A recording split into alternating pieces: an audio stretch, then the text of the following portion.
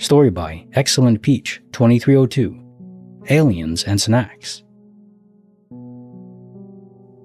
When I was 17, I think, me and a friend were softly out of it via the aid of natural supplements, and we're making taco salads. Like these were going to be the most fire taco salads ever consumed. We even fried up some taco shell bowls. We were so excited to eat these, munchies were hitting mad hard. I took a picture of them on my phone. Suddenly, we are just standing there. My mom's boyfriend walks out into the kitchen and asks if we're alright, those look good, etc. We both just weren't hungry at all and both felt weird, like something was off, like something had just happened to us. Then I look at the clock on the oven. Something like 18 to 20 minutes had passed. What the hell? I looked at the details of when I took that picture of the taco bowls. We had somehow been full-on munchies mode about to eat, then apparently both of us just stood there for like 20 minutes? No recollection, nothing, until my mom's boyfriend walks out.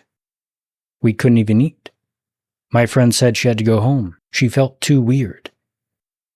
Every once in a while, I'll message her on Instagram or something, asking about the taco bowls incident and if she still remembers it. She does, and we're both still creeped out by it. A lot of scary things used to happen in that house. Many of my childhood and teenage friends believe in paranormal stuff simply from experiences had in my home. But this one is just so weird, like aliens or something, man, I don't know. So we do know that aliens can pause time, or at least there are many signs and stories that point to that, or at least they can slow it down tremendously. If they can do that, then yes, this could actually be aliens. Would be weird to infiltrate a specific home of random teenagers that are just, they have the munchies, why study that? But it could be fascinating in a certain sense. We study animals all the time that are doing ordinary things to them, but to us, it's still an interesting learning experience. So could it be that? Yeah, sure, why not? I like the idea of that. Aliens studying us even for our mundane activities. However, I think in this case, it's probably an anomaly of the universe itself, a fracture in the time itself, for that very small localized area. Or maybe time wasn't affected, but both of your minds were. Now, I don't believe this could be a hallucination or just a mental error because it happened to both of you at the same time. So it had to be something in the localized area that only affected you and not your mom or your mom's boyfriend. Maybe even a guardian angel activity where in a few times they do appear to be able to pause time for some reason, slow it down to save someone. But in this case, there doesn't seem to be any threat, so I'm guessing it's an actual universal error. There are so many glitch types where, guardian angels, multiverse, quantum immortality, DOP, re-rendering, vanishments, stuff like that, space-time portals. There has to be also just universe error. A problem with the universe, the server handling the code for that specific area, which I think is how it works. In MMOs right now, that's how we do it. There are individual locations, grids, you could say, and there are different servers responsible just for that grid. So it's not one single server that's too vulnerable. And if this is an actual simulation, it would be very advanced. So they wouldn't just use one server for the whole thing. And if that one server crashes, well, game over, or at least the whole thing has to reset or something. No, it'd be localized areas. And that's also, same with the story we haven't heard in a long time, but the effect where the sun seems to blip out of existence, but only for a small amount of time. Maybe in this case, it required a lot longer to fix it. Interesting. But scary. I really do find that idea scary. Welcome, I'm Paul, this is Dave. Today I have 10 Glitch in the Matrix and supernatural stories for you. Paranormal stories. Okay. I have 2 favorites this time. One involving Earth and reality, and another one involving potential love. Let's get to it. Story by Haley Beth 7. One Step Past a Dark Destiny. I routinely think about this a lot, and waited to share it because it's very personal, at least to me. Kind of what those words mean. So I had epilepsy as a kid, and if you know anything about childhood epilepsy, you know the fear isn't really the seizures themselves, it's the circumstances around them. My worst nightmare, the one that lived in the back of my head constantly, was having one in public, away from my mom, in front of people who didn't know what to do, or worse, alone somewhere. Somehow, through whatever luck or grace or whatever you want to call it, that never happened, not once. But my second seizure happened under circumstances that I still can't fully rationalize. It was the middle of the night. Everyone was in bed.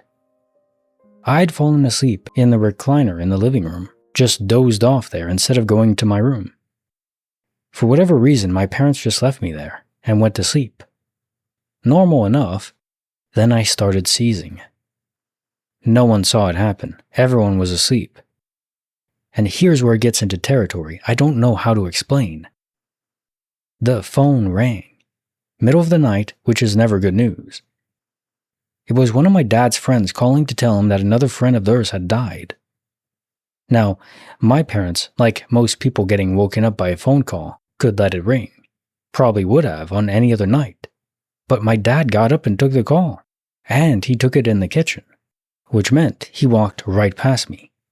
When the call ended, he found me in the recliner, stuck in one of the later phases of the seizure. The kind where if nobody intervenes, things can go very wrong. Brain damage wrong. Worse than that wrong. The doctor said finding me when he did mattered. I didn't find out until much later who had died that night, or the details of the phone call. When I put it all together, I just kept turning it over.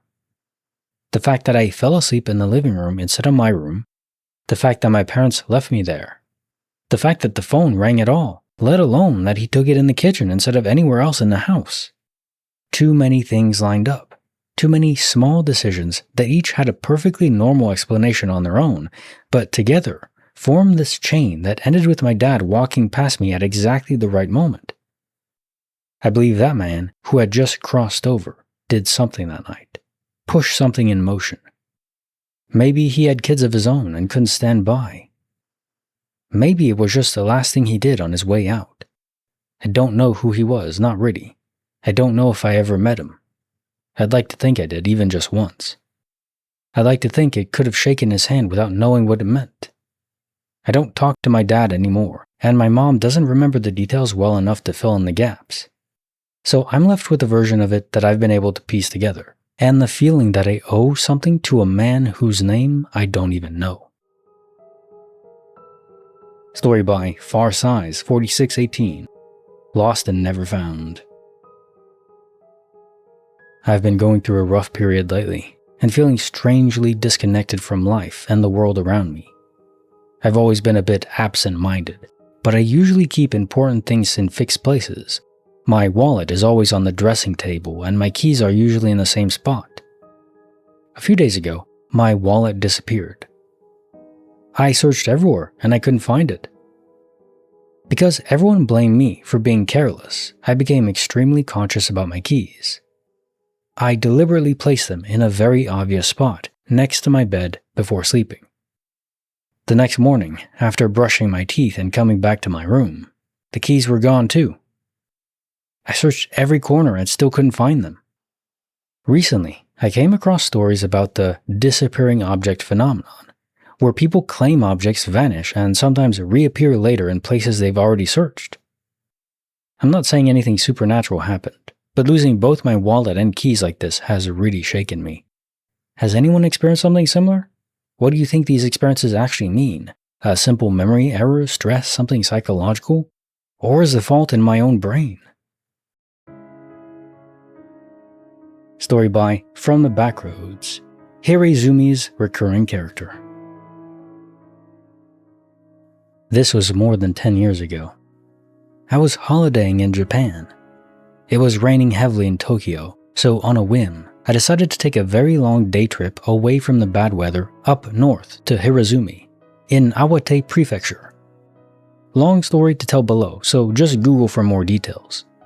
In brief, it's a very historic place and of great interest to a history buff like me. It would cost a fortune, but I had a rail pass and could go just about anywhere at no extra cost, so off I went. Had an early start, so I'd have enough time to cover all the major sites whilst the sun was still out. After reaching Hiraizumi, I found that it missed the loop bus by mere minutes. Had this not happened, I suspect that the encounter in my story below would not have come to pass, as the timing would have been off. I ended up hoofing it to my first stop of the day, easily done, but this took a bit of time.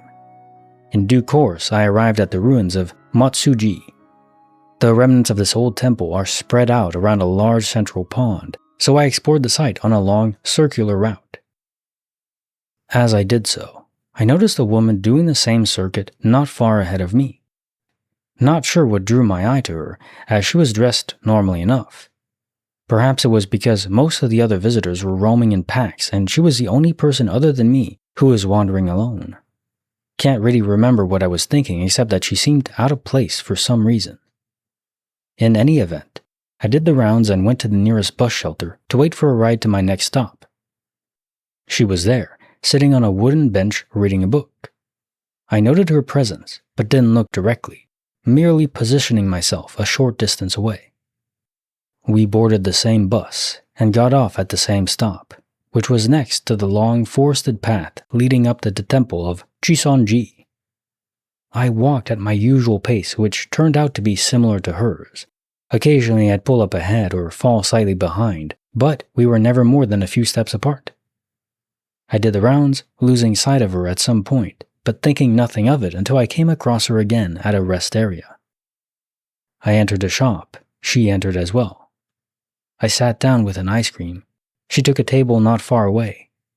Again, I cannot for the life of me recall what was precisely that made her stand out, especially as my neurodivergent and socially anxious mind was more keen on studying architectural details than noticing people. I still didn't even know what she looked like, only having seen her from behind or the side. I resumed my exploration of Chusanji and eventually arrived at the highlight of my visit, the dazzling and magnificently preserved Kanjiki-do, a small, centuries-old temple hall covered entirely in gold leaf. This was housed within a modern concrete building for protection from the elements. I was awestruck, as one might imagine, and my mind was abuzz with excitement as I ran my eyes across all the intricate details of architecture and stationery. Yet at the same time, I was also conscious of her presence. I paused next to a round pillar to admire the sight before me, and I could just about see her from the corner of my eye, standing on the other side. I continued my walk across the vast temple grounds, and as always, she was not far away. I had a sightseeing plan in my head and was keeping to it, but our paths never strayed far apart. Evidence enough are the pictures I took whilst going around, where she would invariably be present, near the edge or out of focus, even though I never pointed my camera directly at her. I ducked into a side temple with an interesting-looking tree, with few other visitors. She was one of them. I returned to the bus stop and boarded the next service. As I was expecting at that point, she was there also. I eventually got off at the stop for the Takadachi Giketo, an old memorial commemorating Minamoto no Yoshitsune, and glanced behind for a moment to see if she would get off as well. She did not. And that was that. Hiraizumi's had other attractions, one of which she was probably now en route to. Was I disappointed that the string of coincidental encounters was over? Perhaps. But there it was, and my thoughts soon turned back to my sightseeing. Eventually, I rode another bus back to Hiraizumi Station. I went to the platform to wait for the next train bound for Ichinoseki, where I'd transferred to a Shinkansen service for Tokyo. Guess who I saw, sitting on a bench at the same platform, waiting for the same train I was going to take? I can still see her in my mind, a lonely figure in a long-sleeved white shirt covered by a light blue dress, black leather bag slung over her left shoulder. At no point did I ever look at her face, so until this day I still don't even know what she looks like. I haven't thought of that day or of her for a while, until now. What did it mean? Okay, so I think by this point I've explained myself enough that I love love stories. I don't really like watching them in movies or shows, but I like in a real scenario like this. It's just so warming to me. Don't know if this is intentionally love or placed like the Adjustment Bureau for you to find each other. A lot of forces and pressure in the story lead me to think that's the case. The universe saying, okay, this is one of your potential soulmates. Are you interested? And if you are you going to act on it? That's the thing. The universe gives us opportunities, times and points and places where the moment is just right if you seize it. Now, for whatever reason you didn't approach her. I would have, probably, maybe. I want to think so. But yeah, and even then, there's no guarantee that she was single. And it's another question I asked the other time, where would the universe try to push you towards a different soulmate if you were already taken? Maybe she wasn't even single. Maybe she wasn't interested in it, wasn't looking. There's a lot of compatibility issues that seem to have to play into it, because if we're real characters, which I believe we have free will, the universe itself can't know what we're going to choose. There's no hidden information, you could say. And there's, a lot of past experiences and past characteristics of that person. Like I said, is she single? Is she interested? Is she looking? It's hard to say. The universe probably doesn't care about monogamy. Like, if you're with someone, but there's another superior match, it might pressure you down that road. I don't know how I feel about that. That's just a guess, though. But yeah, very cool story. Very heartwarming. I love it. Even if nothing actually came of it, it's still an interesting thing. An interesting thought experiment on soulmates, I would say. Story by Idiot with a Phone. Overtaking a Ghost. This happened to me about 2.5 years ago, but still gets to me. I was on my way home from work on a little old country road. Now this road, or at least the segment I was on, has trees all around it, and 0 turnoffs or places to turn around. Anyway, I'm flying at Mach Jesus with the radio blasting in my hot rod, and I get up on this dark blue Chevy Malibu. They were doing about 5 under, so I decided to pass them. I drop a gear and pass them in the oncoming lane at a straight shot in the road. Right after I pass them, and I mean immediately after I enter my lane, I look in the rearview mirror and they're just gone. I then get confused and unsettled and stop. I never saw the car again. The reason this gets to me is because of how fast they just vanished. I passed them, and less than a second after losing physical sight, they vanished. As I said, there are no turnoffs, driveways, or anywhere to turn around fast enough for me to lose sight of them. I even turned around to see if I made them wreck or something, and found nothing. It could be absolutely nothing, but it still bakes my noodle to this day. Story by Anonymous. Logged into Earth. I'm currently driving home from my lunch break, so I'm using Siri to talk. Hopefully this still makes sense. So back in the summer, we had a huge friend trip to Lake Powell. For anyone that has been there, you know it's absolutely beautiful. Anyways, we were boating through the canyons and going deeper and deeper. At one point, I thought in my mind something along the lines of, damn, this place is so beautiful, it almost looks fake or like it was designed to look this way by something. When I started saying that, in my mind, keep in mind, a friend turned around to me and said, dude, it feels like we're in a movie. And we're looking at movie props. It looks so fake. I turned around and looked and said, dude, what the frick did you just say? I was thinking the exact same thing. We were both freaking out about it, but then it got a little freakier. We were sitting on the back of the boat, looking at our 10 or so friends standing up while the boat was slowly going through the canyons. And as I watched them looking at the scenery, I experienced an altered state of consciousness. Best way to describe it is the facade of the human experience was dropped, and all of a sudden, my friends looked like gods or angelic beings experiencing Earth and just enjoying the moment. My friend turned to me and said, dude, look at our friends. They're so beautiful and alive. They look like angels. And I knew at that moment, we were both experiencing the same thing. The best way to describe what we saw is that it looked like we placed ourselves in a video game and were enjoying what we created. It's super hard to describe this experience. If you've seen maze runners, you know how they make you forget everything before you go into the maze, but yet you had an existence before. It felt like that.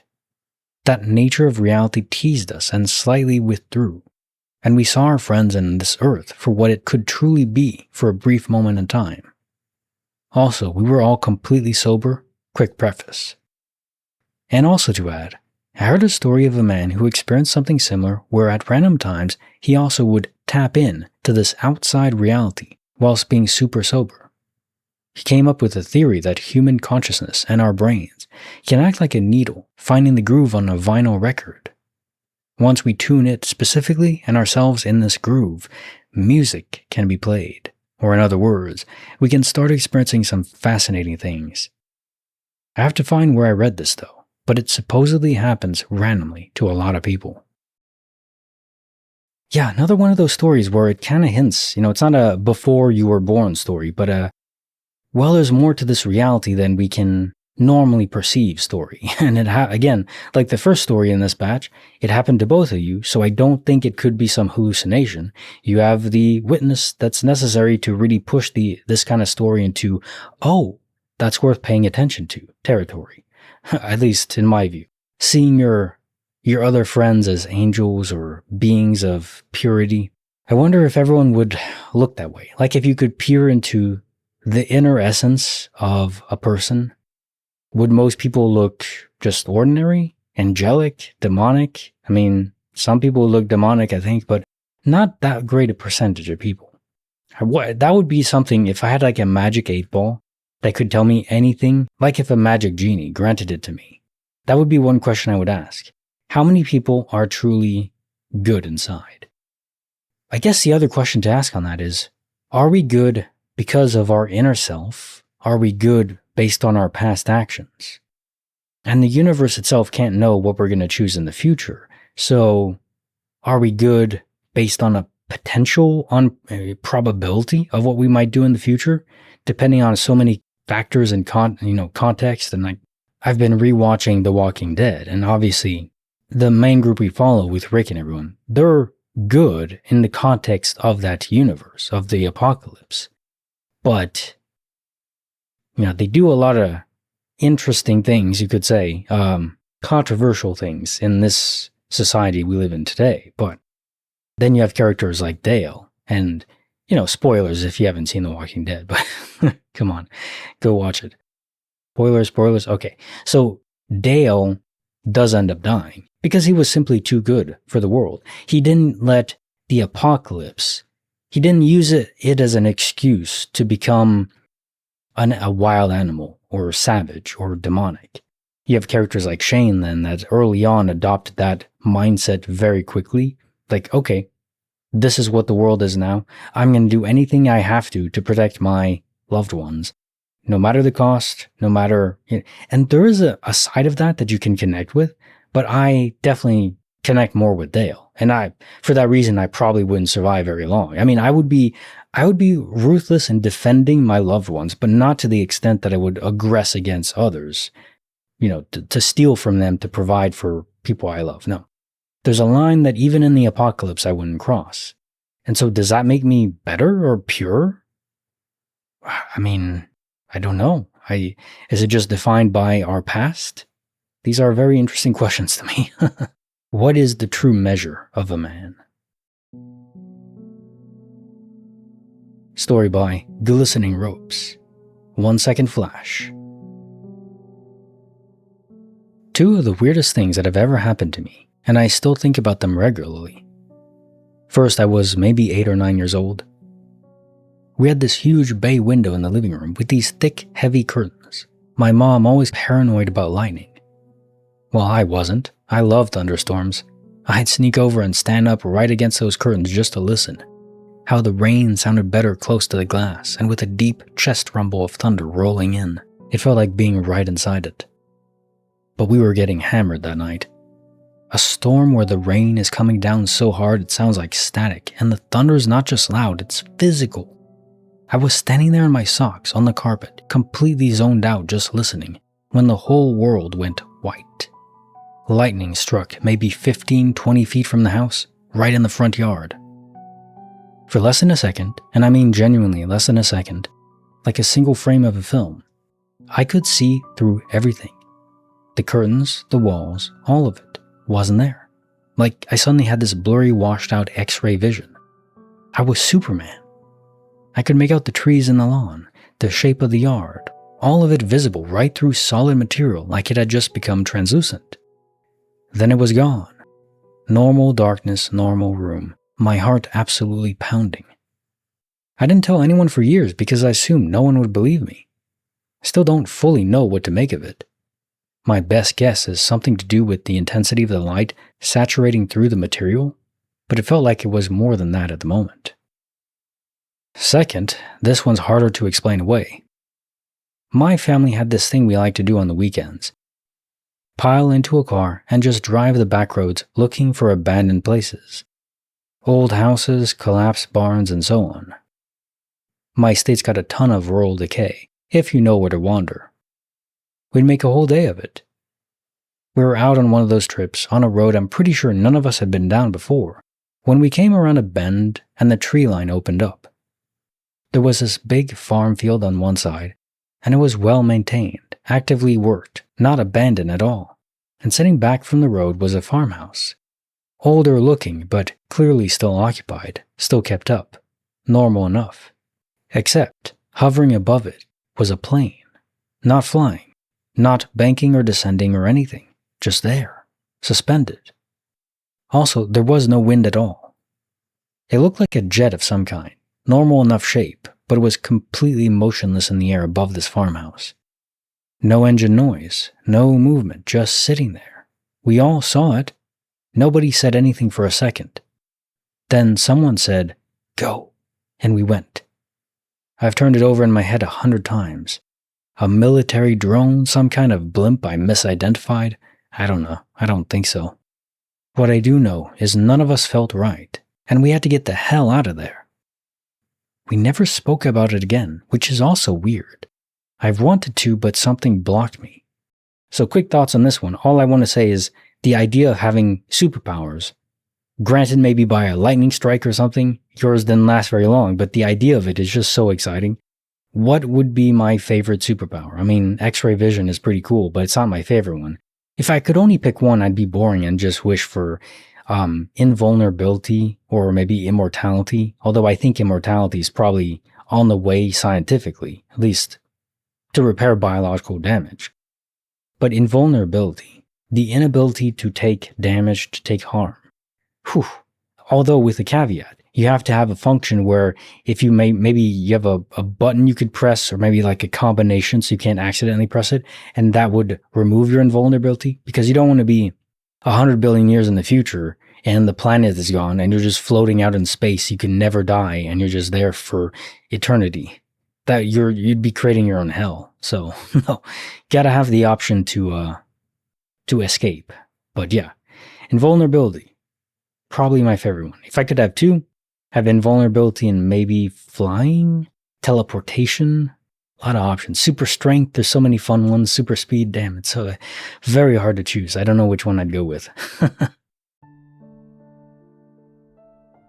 Story by Kappa X Infini, the year I downloaded empathy. This isn't spooky or anything, but it's always stuck with me because how the hell did I know? Junior year, art class. In a room where everyone existed in their own little world. Heads down, earbuds in, doing their thing. We were all pretty introverted, so the vibe was always pretty low-key and quiet, which I liked. But there was this girl in my class who felt different that year. Hard to put into words exactly. She was always on the quieter side anyway. That wasn't unusual. But something about it felt heavier than normal. I couldn't point to anything specific though. She wasn't crying, wasn't visibly struggling, nothing dramatic. Just a feeling I got. I didn't want to overstep or make it weird, so I asked a mutual friend about her, just casually, like, "Hey, is she doing okay?" And the friend kind of shrugged it off, said she was taking a bunch of advanced classes and was probably just stressed. Totally reasonable explanation. I accepted it, moved on, and forgot about it pretty much immediately. This was junior year. Fast forward 2 years. Senior year. My high school had this thing where they'd show some kind of motivational video once a month during whatever period they'd taken over for announcements. Usually I'd tune them out, but one day they put one on and I recognized the person in it. It was her. The video was about her life. Turns out she had been born with some kind of birth defect, something significant enough that she hadn't even been able to speak until around elementary school. The whole video was about everything she'd worked through and overcome, and it ended with her getting into college. I had absolutely zero idea any of that was going on. Nobody ever told me.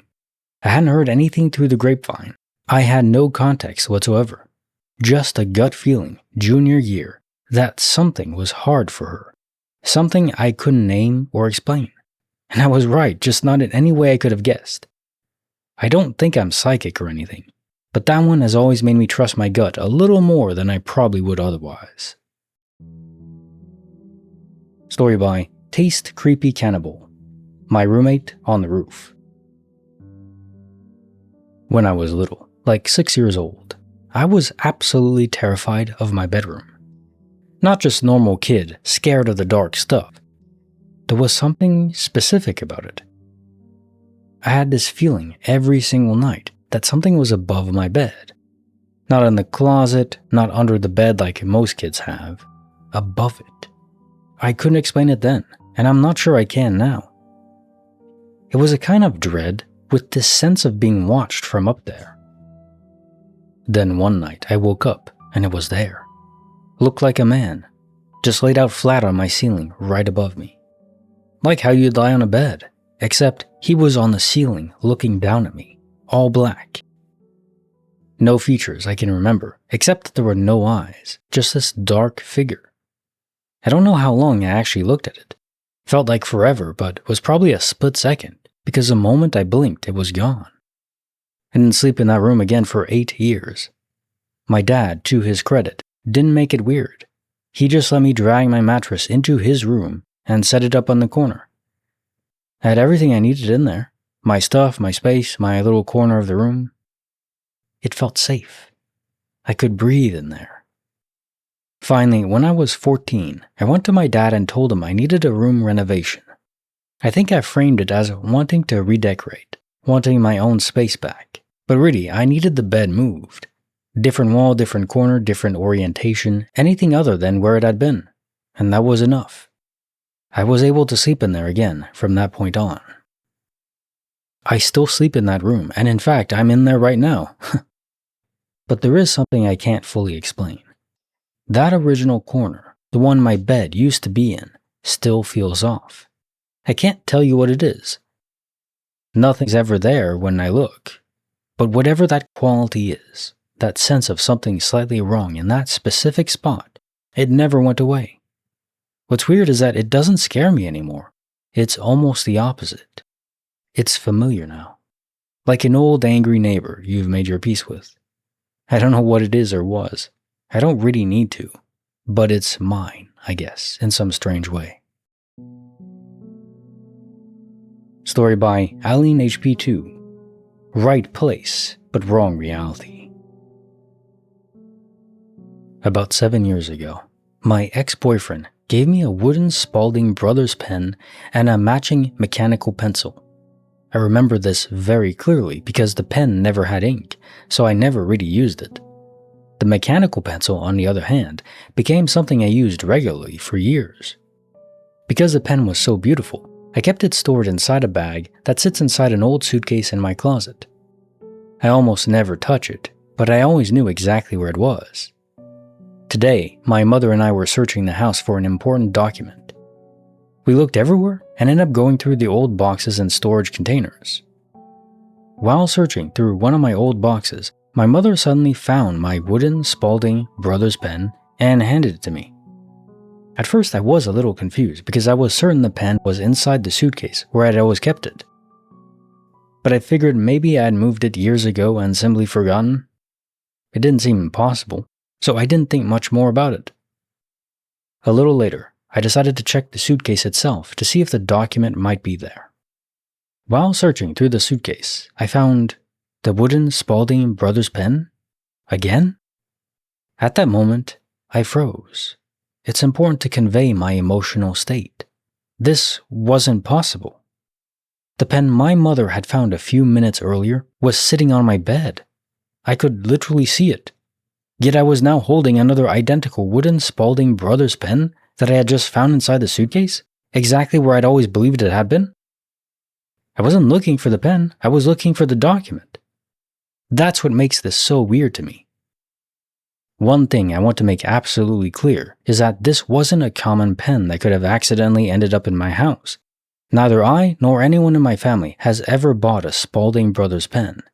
I never searched for one online, never collected pens, and never purchased a replacement. As far as I knew, the only reason this particular pen existed in my possession was because my ex-boyfriend gave it to me about 7 years ago. The pen my mother found wasn't mixed in with random household items. It was inside a box containing my old belongings. That's part of why this feels so strange to me. I genuinely cannot come up with a realistic scenario in which a second identical wooden Spalding Brothers pen would somehow enter my life without me knowing about it. What's even stranger is that one of the pens looks very slightly older than the other. The wood on one is just a bit darker, as if it has aged differently over time. Look, I know memory isn't perfect, but from my perspective, I went from having one pen for 7 years to suddenly having 2 identical pens in different locations in my house within the span of a few minutes. I didn't lose a pen and find it somewhere else. I ended the day with 2 pens when I was certain I had only ever owned one. Now time for the jokes of the day. I told my wife our neighbor died. She said, "Who, Ray?" I said, "It's way too early to celebrate like that." Hooray! God, it's terrible. Do you ever wake up, kiss the person sleeping beside you, and feel glad that you're alive? I just did, and apparently I will not be allowed on this airline ever again. You know, flying with strangers can be an interesting experience. If there are any idiots in the room, will they please stand up, said a sarcastic teacher. After a long silence, one student rose to her feet. Now then, young lady, why do you consider yourself an idiot? Inquired the teacher with a sneer. Well, actually I don't, said the girl, but I hate to see you standing up there all alone. Someone said if you had 1,000,000 monkeys typing away, you would eventually get the complete works of Shakespeare. Facebook has proven that to be false. Damn. Also, that saying isn't really accurate. It's only accurate in the sense of infinite time, but there are so many combinations of letters and spaces that even with 1,000,000 monkeys typing away since the beginning of the universe, 14 billion years ago, basically, you would not recreate Shakespeare or probably anything legible even, at least not in any long form sense. Just too many possible combinations. Even with a deck of cards, 52 factorial, the possibilities are almost infinite. If you shuffle a deck of cards properly, then that exact arrangement has never been shuffled before and never will be again. There's just too many possible combinations. Pretty crazy. My girlfriend said I have no sense of direction, so I packed my things and right. Is it the opposite of left then? In some contexts. Anyways, more glitches up here. Check them out. See you next time.